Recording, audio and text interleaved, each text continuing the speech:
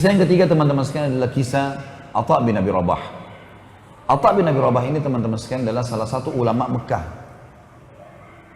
Ulama ini teman-teman sekalian secara fisik memiliki kekurangan secara fisik. Dan ulama menulis dalam buku-buku tentang fisik beliau bukan untuk menjatuhkan dan bukan untuk menceritakan aib. Tapi justru ini adalah kelebihan. Beliau orangnya kurus, kulitnya hitam, rambutnya keriting, mata kanannya rusak, kaki kanannya pincang. Bantan budak. Tapi Atha bin Abi Rabah dapat julukan teman-teman sekalian, ya, dapat julukan ulamanya, alimnya ulama. Ulama-ulama tabi'in banyak menanyakan fatwa sama Atha bin Abi Rabah. Luar biasa orangnya. Abu Hanifah sendiri mengakui kalau beliau belajar dari tukang cukurnya Atha. Abu Hanifah imam mazhab ya. Abu Hanifah pernah bilang, saya belajar dari tukang cukurnya Atha 5 hal. 5 hal. Dia bilang waktu saya sudah selesai umrah, lagi mau tahallul, saya datang kepada satu tukang cukur di situ, di dekat Masjid Haram. Lalu kemudian saya tanya, pertama pertanyaan saya, berapa bayaran kamu? Berapa saya bayar cukur ini? Kata tukang cukur itu, hai saudaraku, bertakwalah sama Allah. Ini ibadah. Kamu lakukan ibadah, tahallul cukur rambutmu ini bukan cukur biasa loh. Kamu baru selesai umrah, ibadah. Saya pun mencukur kau ibadah. Jangan tanya nilainya, kasih sesuka kamu. Kata Abu Hanifah, saya dapat pelajaran benar nih, ibadah nggak boleh ada nilainya. Udahlah, gitu kan? Allah akan balas. Baik. Dia bilang yang kedua, hukum yang saya belajar, saya begitu duduk, saya asal duduk saja. Kata tukang cukurnya, hai fulan, ya, menghadap kiblat lah, Ka'bah depan matamu. Kamu sekarang sedang tahallul. Alangkah baiknya kau hadap kiblat gitu. Dia bilang baiklah. Saya lakukan. Saya juga dapat pelajaran lain nih. Yang ketiga, saya memberikan sisi kiri kepala saya untuk cukur. Nih, sisi potong dari sini. Kata dia, bertakwalah kepada Allah. Sunnah Rasulullah SAW, cukur sebelah kanan. Mulai dengan kanan, jangan kiri. Kata Abu Hanifah, saya dapat hukum yang ketiga nih. Memang harus mulai dengan kanan. Nabi SAW gemar dengan sisi kanan. Yang keempat dia bilang, begitu saya lagi dicukur, saya diam aja. Abu Hanifah bilang, saya diam. Tukang cukurnya bilang, hai fulan, jangan diam, zikrullah, kau lagi ibadah, ngapain kamu diam? Kata Abu Hanifah, saya dapat ilmu yang keempat nih, dari tukang cukur gitu. Begitu selesai cukur dia bilang, saya lalu bayar, saya mau pergi. Dia bilang, sebentar fulan, kau mau kemana? Ini hukum yang kelima.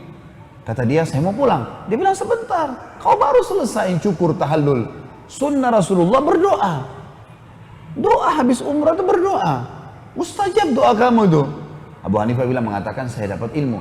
Tapi saya lihat wajahnya tukang cukur ini bukan seorang alim. Kelihatan dari wajahnya orang biasa, bukan ulama gitu kan. Lalu saya tanya, saya mau tanya kamu atas nama Allah, dari mana kau belajar 5 hal tadi itu? Yang kau ingatkan saya. Dia bilang, dulu waktu saya mencukur Atha bin Abi Rabah, Atha bin Abi Rabah ngajarin saya itu. Atha bin Rabah sudah meninggal nih. Abu Hanifah belajar 5 fikih masalah tahallul, di tahallul gara-gara tukang cukurnya Atha. Bayangin luar biasanya berkahnya ilmunya Atha itu. Atha sudah meninggal nih. Ini contoh saja. Atha bin Abi Rabah ini teman-teman sekalian punya banyak kisah, banyak kisahnya dan unik-unik kisahnya gini. Tapi salah satunya adalah Atha bin Abi Rabah ini pernah satu waktu dikeluhkan, datang orang-orang Mekah mengeluh pada beliau. Keluhan-keluhan banyak sampai kepada beliau. Maka Atha bin Abi Rabah niat mau datang menuju ke khalifah. Khalifah didatangi waktu itu. Datanglah Atha bin Abi Rabah, dia naik keledai sampai ke depan istananya khalifah. Dari Mekah teman-teman ke negeri Syam, zaman itu 1 bulan dengan kuda yang paling cepat. Kan ibu kotanya Khilafah Umayyah waktu itu Damaskus, ibu kota Syria. Dari Mekah ke Damaskus ini 1 bulan dengan kuda tercepat. Dia naik keledai bisa 2 bulan. Dia pergi ke istananya khalifah untuk menyampaikan masalahnya muslimin. Ringkas cerita, tiba di istananya khalifah. Begitu dia mau turun dari keledainya, rupanya ada kereta kencana. Kalau kita sekarang mungkin mobil Alphard nih. Kereta kencana datang dengan 6 ekor kudanya. Keretanya mewah. Di dalam kereta ini ada orang lain namanya Atha Al-Khurasani. Ulama juga nih, ulama tabi'in. Dia juga namanya Atha, tinggal di Khurasan, di Iran, gitu kan, pada saat itu. Maka di dalam kereta ada anaknya, Atha al-Khurasani punya anak. Anaknya ini cerita sama kita. Dia bilang apa? Saya melihat ayah saya turun dari kereta kencana mendatangi seseorang yang kulitnya hitam, mata kanannya rusak, kaki kanannya pincang, bajunya jubahnya besar, imamahnya sudah tua. Maksudnya Atha bin Abi Rabah. Dan kata anaknya, kata Khurasani, belum pernah ayah saya turun dari kereta kencana temuin orang, belum pernah. Selalu orang lain datang, karena ini juga ulama besar, selalu didatangi oleh orang-orang gitu. Tapi baru kali ini ayah saya keluar, saya heran, siapa orang ini? Dan dia bilang saya belum pernah menemui ada orang seperti itu, seburuk itu penampilannya. Dia nggak tahu. Ayahnya turun, dia bilang, ayah saya salaman sama orang itu, pelukan, ngobrol. Gak lama kemudian ayah saya kembali. Lalu saya tanya, ayah, sambil saya sedikit tertawa, siapa orang yang anda temuin itu? Saya belum pernah orang seburuk itu keadaannya. Kata anaknya ini, sampai kaki pelana, ya, kaki pelana kuda dan keledai itu kan biasanya dari besi ya. Ini dari kayu, saking miskinnya gitu. Kata Atha al-Khurasani,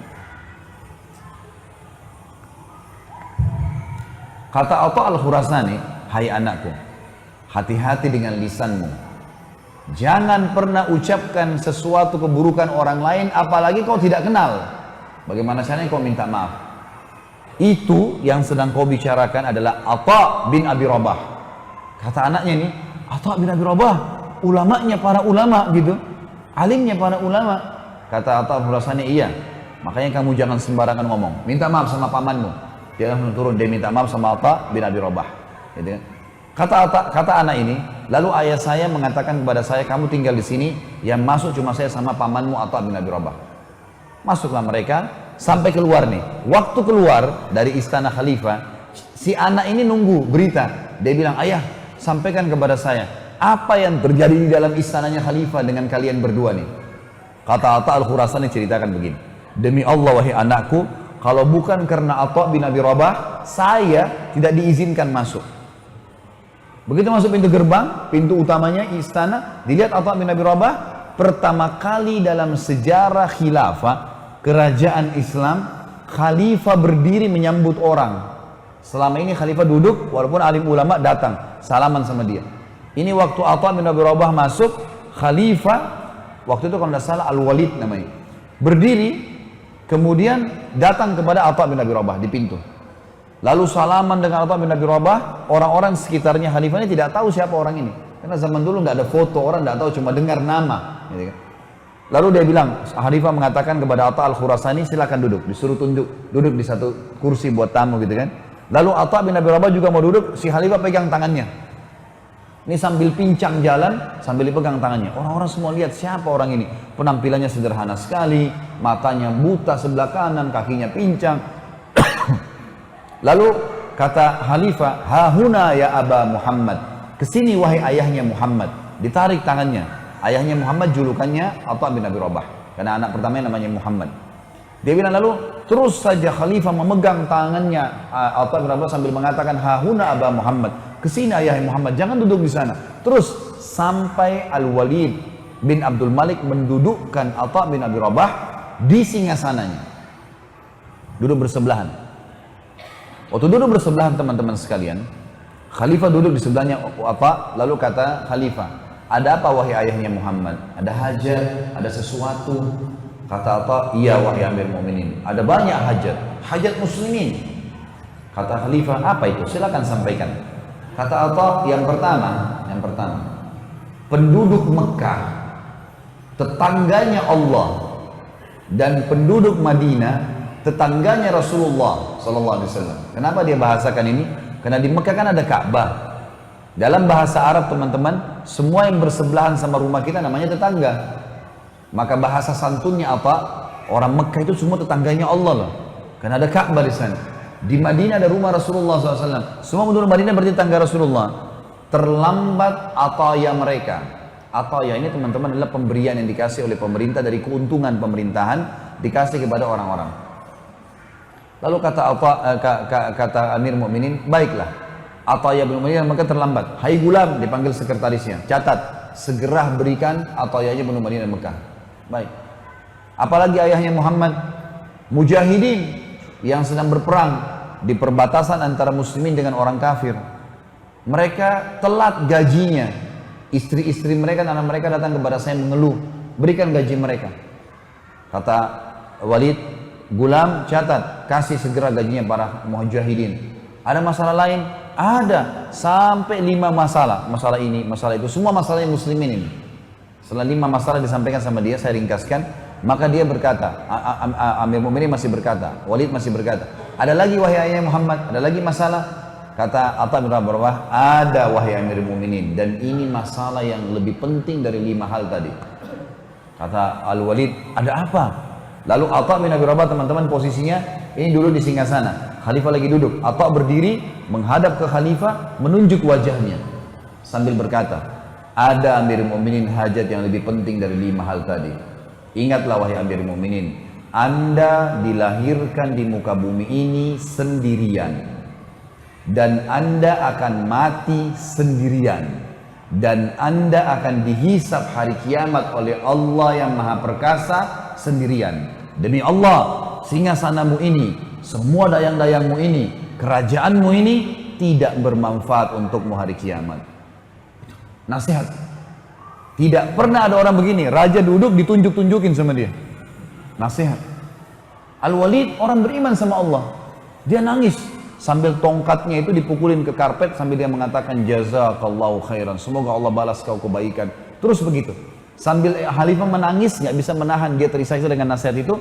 Maka Atha keluar, kata Atha Al-Khurasani, Atha bin Abi Rabah keluar, dan demi Allah tidak minum setetes air pun di istana khalifah.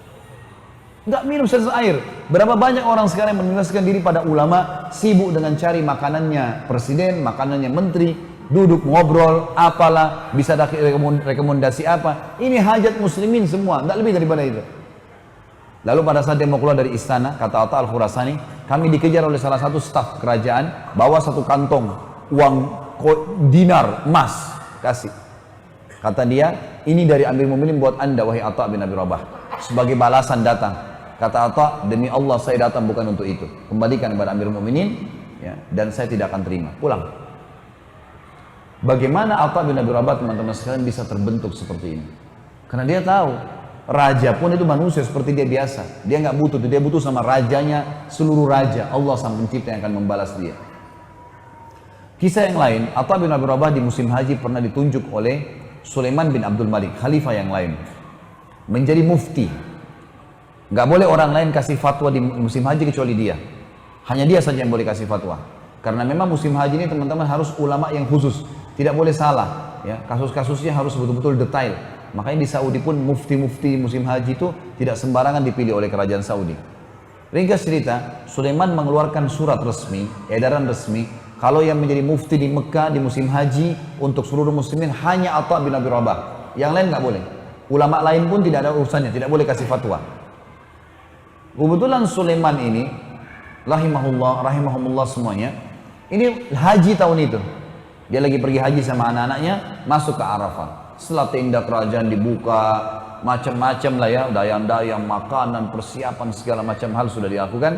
Kata Sulaiman, di mana Atha bin Abi Rabah? Kata pengawalnya, di kemahnya Amir Mu'minin, lagi banyak muslimin lagi antri, nanya hukum. Kata Sulaiman, mari saya mau ketemu. Kata mereka, baiklah, kami panggilin. Kata Sulaiman, tidak usah, saya ke sana. Pergilah Sulaiman ke sana didampingi dengan dayang-dayangnya, prajuritnya, anaknya datang bersama dia. Begitu tiba teman-teman sekalian di tempat itu, ya, di kemah, masuk ke dalam kemah, Sulaiman salaman sama Atha, Atha menyambutnya semua, duduklah. Setelah itu Atha bertanya, wahai Amir Mu'minin, kenapa anda datang? Ada sesuatu yang bisa saya bantu? Kata Amir Mu'minin, iya, saya mau nanyakan masalah fatwa.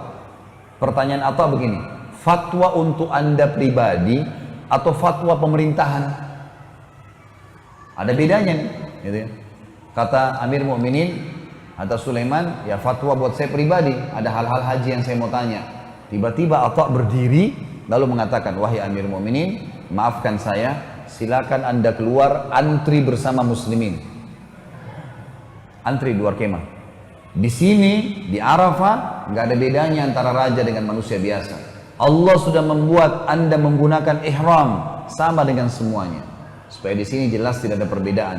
Dan mereka sudah antri kepanasan dari tadi untuk menanyakan fatwa pribadi. Kalau fatwa pemerintahan anda saya dahulukan. Karena wali amr harus didahulukan. Tapi fatwa pribadi enggak.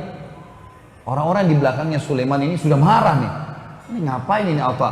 Kan tinggal jawab selesai, Amir Mu'minin pulang, disuruh antri. Tapi Sulaiman waktu itu rahimahullah memang orang beriman juga. Sampai sebagian ulama masukkan kategori Sulaiman dalam lagi ini ulama.